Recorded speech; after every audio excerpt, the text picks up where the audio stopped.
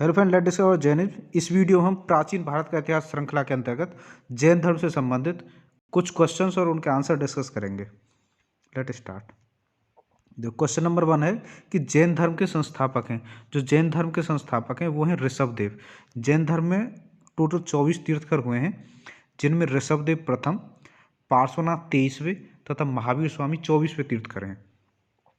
भगवान ऋषभदेव को हम एक अन्य नाम आदिनाथ और एक नाम नाभेय के नाम से भी जानते हैं। ऋषभदेव के 100 पुत्र और 2 पुत्रियां थीं। इनके 2 पत्नी थीं, एक थी सुनंदा और सुमंगला। जो इनकी सुनंदा थी उनसे इनके बाहुबली और सुंदरी एक बेटा और एक बेटी थे, जबकि सुमंगला से इनके भरत चक्रवर्ती और टोटल 100 बेटे बेटियां थे। अच्छा, भरत चक्रवर्ती इन्हीं के बेटे थे जिनके नाम पर इस देश का नाम भारतवर्ष पड़ा है, और दूसरे बाहुबली भी एक महान राजा थे और कामदेव पद से सुशोभित थे। आइए चलते हैं नेक्स्ट है कि जैन तीर्थकर पार्श्वनाथ निम्नलिखित से किस स्थान से संबंधित हैं। तो जैन तीर्थकर पार्श्वनाथ हैं, इन्होंने 83 दिन तक वाराणसी में तपस्या की थी तथा इन्हें 84वें दिन ज्ञान प्राप्त हुआ था। तो ये वाराणसी से संबंधित हैं, और इनका जो जन्म है अश्वसेन के यहाँ वाराणसी में ही हुआ था। देखो, वाराणसी में अश्वसेन नाम के इक्ष्वाकुवंशीय राजा थे।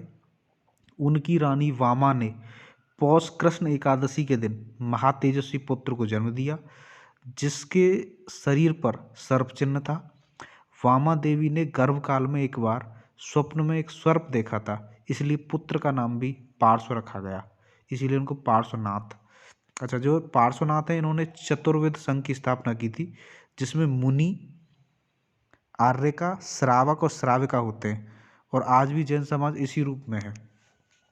अच्छा देखो, जैन धर्म के जो अभी तो 5 महाव्रत हैं जो महावीर स्वामी ने दिए हैं।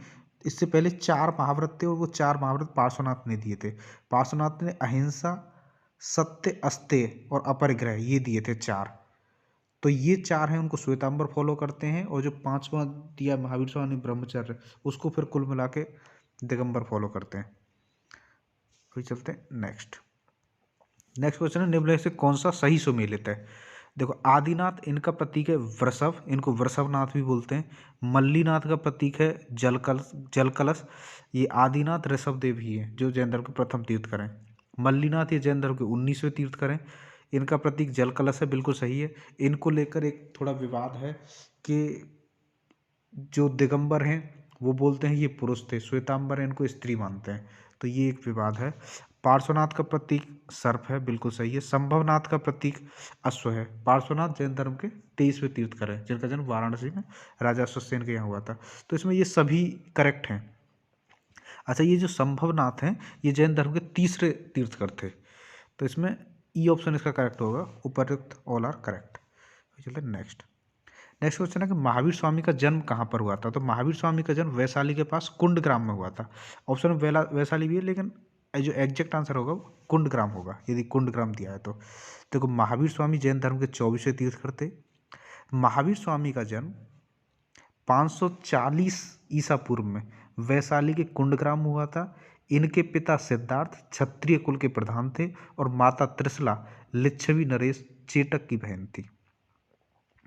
इन्होंने 30 वर्ष की अवस्था में गृह त्याग कर दिया था, और 12 वर्षों की कठिन तपस्या के बाद जंभिक ग्राम के समीप उन्हें कैवल्य की प्राप्ति हुई थी, और 72 वर्ष की आयु में इन्हें पावापुरी में मोक्ष प्राप्ति हुई।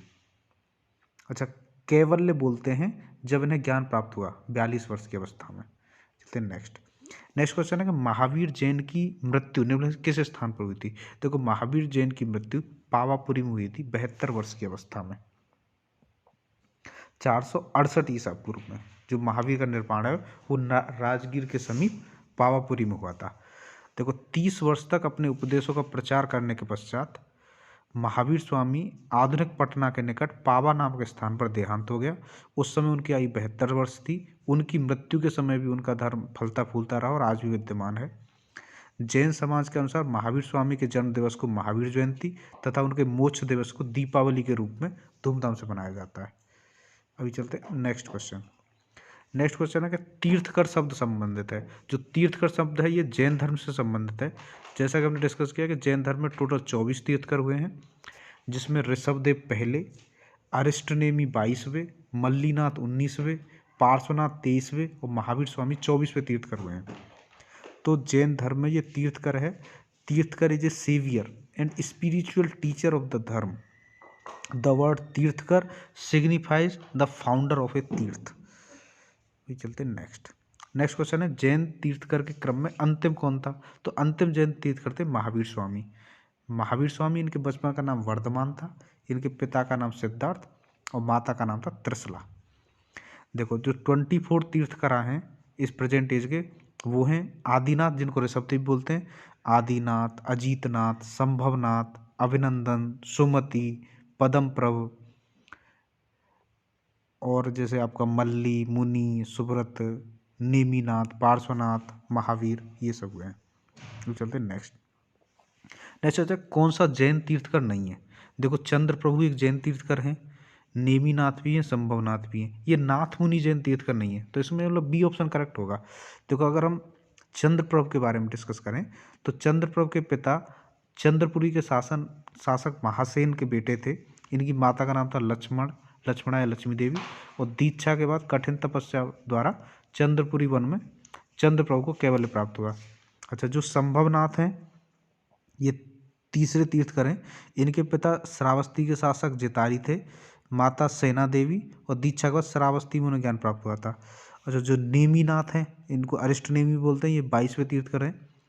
इनके पिता थे महाराज समुद्र विजय, माता थी शिवा देवी। देखो समुद्र विजय के अनुज थे वसुदेव, जिनकी 2 पत्नियां थी रोहिणी और देवकी से क्रम से बलराम और कृष्ण उत्पन्न हुए थे। बलराम कृष्ण आपको उत्पन्न हुए उनसे वसुदेव के। इस प्रकार कृष्ण और बलराम नेमिनाथ के चचेरे भाई थे और गिरनार पर इनको निर्माण प्राप्त हुआ था। अभी चलते नेक्स्ट है प्रभासगिरी किसका तीर्थ स्थल है? ये जो प्रभासगिरी है ये जैन धर्म का तीर्थ स्थल है, और ये प्रभासगिरी एक पिलग्रिमेज है जैन का। ये यमुना नदी के किनारे इलाहाबाद के पास में स्थित है। It is said that this is the place where जो 6वें तीर्थकर थे जैन के लॉर्ड पदम प्रभु, उनसे ये रिलेटेड है। जो प्रभासगिरी है ये यमुना नदी के किनारे इलाहाबाद के पास में है। अभी चलते हैं नेक्स्ट है जैन धर्म में पूर्ण ज्ञान के लिए क्या शब्द है? जैन धर्म पूर्ण ज्ञान के लिए शब्द है कैवल्य। कैवल्य जो महावीर स्वामी को 42 वर्ष की अवस्था में प्राप्त हुआ था। 30 वर्ष की अवस्था में उन्होंने ग्रह त्याग किया था और 12 वर्ष तक कठिन तपस्या की थी। और इस ज्ञान प्राप्ति के बाद महावीर जो केवलिन या जिन या अर्ह या निर्ग्रंथ बंधन रहित कहलाए थे। अच्छा, महावीर स्वामी को किस नदी के तट पर ज्ञानोदय हुआ था? तो महावीर स्वामी को ऋजुपालिका नदी के जंबिक ग्राम के पास ऋजुपालिका नदी के समीप कैवल्य की प्राप्ति हुई थी। देखो वर्धमान महावीर ने जो है अपना घर 30 वर्ष की अवस्था में जो छोड़ा था, 12 वर्ष तक वो इधर उधर भटकते रहे, और 42 वर्ष की अवस्था में जंबिक ग्राम के पास ऋजुपालिका नदी के किनारे इन्हें कैवल्य प्राप्त हुआ, मतलब ज्ञान प्राप्ति हुई, जिसे हम कैवल्य बोलते हैं जैन धर्म में। त्रिरत्न सिद्धांत सम्यक आचरण, सम्यक चरित्र और सम्यक ज्ञान किस धर्म की महिमा है? ये जैन धर्म की महिमा है। जैन धर्म में भी त्रिरत्न है और बौद्ध धर्म में भी त्रिरत्न है। अच्छा, कौन सा धर्म त्रिरत्न मानता है? तो बुद्ध भी त्रिरत्न मानता है, जैन भी त्रिरत्न मानता है। ये उपयुक्त दोनों हैं। देखो बुद्ध में क्या है, बौद्ध धर्म में बुद्ध, धम्म और संघ, ये त्रिरत्न है। और जैन धर्म हमने देखा ही है, सम्यक आचरण, सम्यक चरित्र और सम्यक ज्ञान।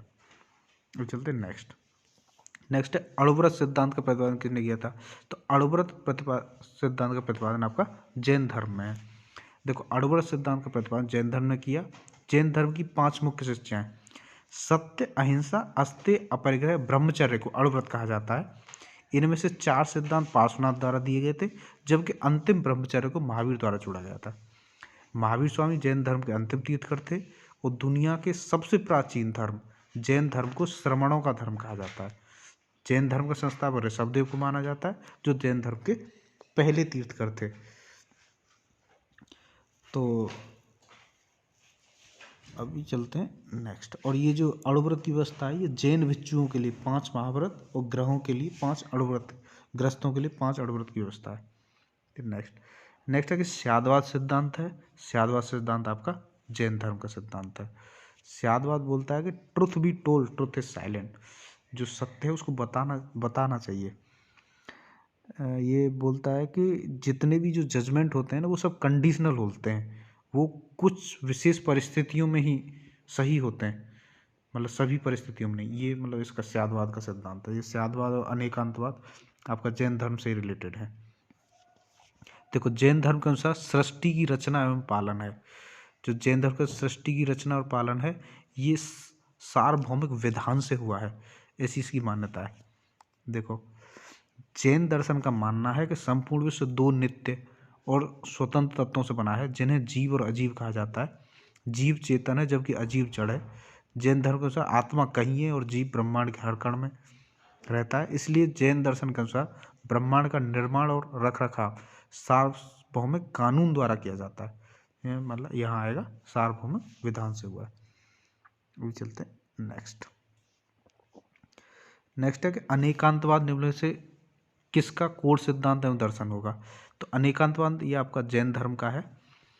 अनेकांतवाद में है कि मतलब जो कोई भी एक चीज़ है उसके बारे में हम तरह तरीके से विचार कर सकते हैं और उनको कंबाइन करके हमें एक कंक्लूजन निकालना चाहिए। जैसे मान ली एक इससे रिलेटेड एक कहानी है ऐसे समझने के लिए कि भाई जन्म से अंधे कोई गांव के लोगों में एक हाथी आता है। तो अंधे आदमी को उस हाथी का कोई ज्ञान नहीं था, तो वो हाथी को के अलग अलग अंगों को स्पर्श करते हैं और हाथी के बारे में ज्ञान जानने का कोशिश करते हैं।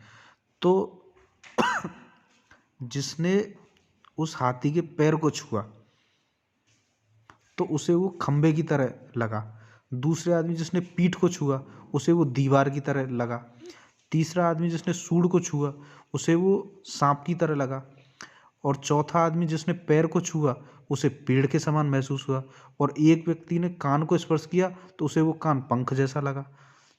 तो और एक व्यक्ति ने, छठवें व्यक्ति ने जब दांत को छुआ तो उसे हाथी के दांत भाले के समान लगे।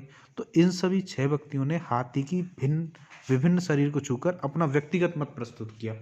तो ये क्या है? अनेकांतवाद। अनेक अनेक है, अब इनको कंबाइन करके एक मत आना चाहिए, यही अनेकांतवाद है जो जैन धर्म का सिद्धांत है। तो चलते हैं। अच्छा, अनेकांतवाद जैन धर्म के सबसे महत्वपूर्ण और मूलभूत सिद्धांतों से एक है। मोटे तौर पर यह विचारों की बहुलता का सिद्धांत है। अनेकांतवाद की मान्यता है कि भिन्न भिन्न कारणों से देखने पर सत्य और वास्तविकता भी अलग अलग समझ आती है, अतः एक ही दृष्टिकोण से देखने पर पूर्ण सत्य नहीं जाना जा सकता। नेक्स्ट है कि इनमें से कौन सा धर्म विश्व विनाशकारी प्रलय की अवधारणा में विश्वास नहीं करता है। ये जैन धर्म है, ये विश्व विनाशकारी प्रलय की अवधारणा में विश्वास नहीं करता है। तो नेक्स्ट है जैन धर्म का आधारभूत बिंदु क्या है। तो जैन धर्म का आधारभूत बिंदु अहिंसा है, क्योंकि इनके 5 महाव्रत हैं: अहिंसा, सत्य, अस्तेय और अपरिग्रह। अहिंसा जैन धर्म का आधारभूत बिंदु है। जैन धर्म में सम्यक चरित्र के अंतर्गत परिव्राजकों तथा तापसों के लिए अहिंसा, सत्य, अस्तेय, ब्रह्मचर्य और अपरिग्रह नामक पंथ महाव्रत की व्यवस्था की गई है। So this was for the day. Thank you.